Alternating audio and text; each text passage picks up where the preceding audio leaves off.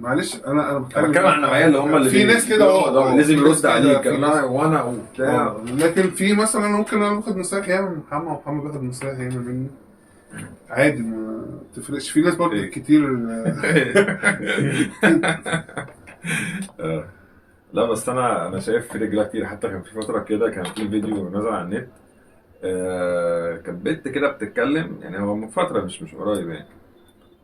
اجنبيه، هي بتقول مش عارف انا لما بتضايق بحكي لصاحبتي والرجاله ما اعرفش ايه. فايه كذا حد من الرجاله شباب يعني بيقول لك لا احنا ما بنحكيش، ما عندناش حد بنحكي له، او احنا كرجاله طبعا ما بنحكيش.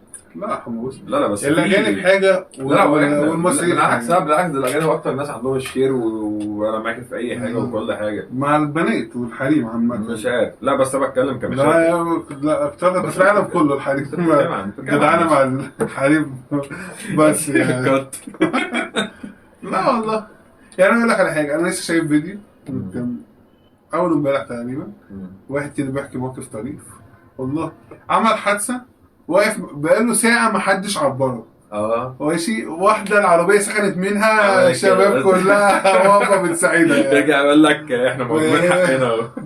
اه يقول لك انت مجتمع ذكوري، مجتمع مش عارف ايه. لا لا لا يا اما مفيش الكلام دوت. لا لا. مفيش.